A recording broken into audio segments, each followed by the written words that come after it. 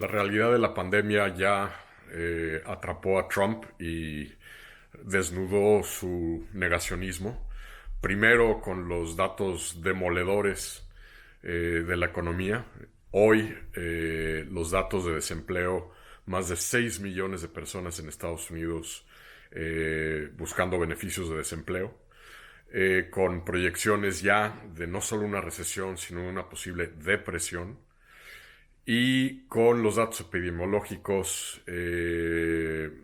devastadores para un país como este, ciertamente. Ya la Casa Blanca misma ha aceptado que en el escenario más optimista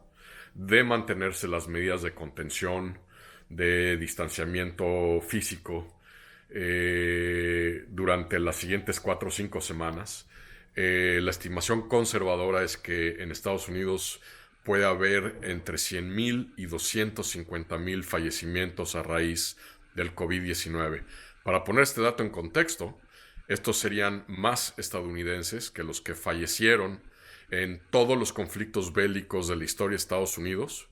con la excepción de la Guerra Civil y la Segunda Guerra Mundial. De ese tamaño, un país como este, una potencia que está enfrentando una verdadera crisis de salud pública, precisamente por medidas tomadas demasiado tarde por un presidente obcecado en defender la economía y los índices bursátiles y pensando en la reelección. Evidentemente también esto ha tenido otro tipo de impactos y reverberaciones. Los gobernadores y los alcaldes siguen siendo quienes están llevando en gran medida el liderazgo de las medidas de contención y mitigación. El gobierno federal, sobre todo la Casa Blanca, jugando con un uso faccioso y electorero en el envío de recursos, de financiamiento, de equipo médico. Por ejemplo, Florida, un estado que Trump tiene que ganar sí o sí en el colegio electoral en noviembre si desea reelegirse, ha recibido absolutamente todo en materia de equipo, de inhaladores, de kits de prueba, mientras que otros estados que no son o tan importantes en el colegio electoral o que evidentemente van a votar por el Partido Demócrata están recibiendo muchos menos insumos y recursos del gobierno federal. Todo esto además ha impactado el proceso de la primaria demócrata, pues evidentemente no hay campaña, es decir,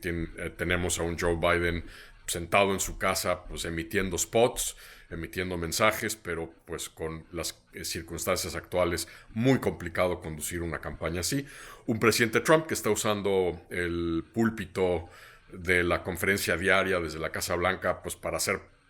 política electoral, lo cual pues, también complica los esfuerzos de campaña del presidente Biden.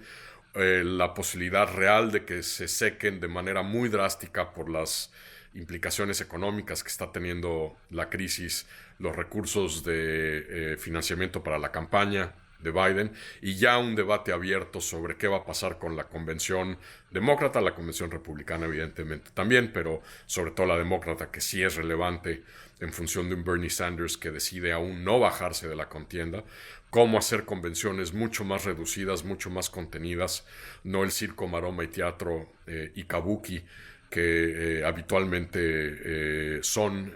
cada ciclo electoral y cómo impacta todo esto las proyecciones hacia noviembre. Las encuestas, todas ellas,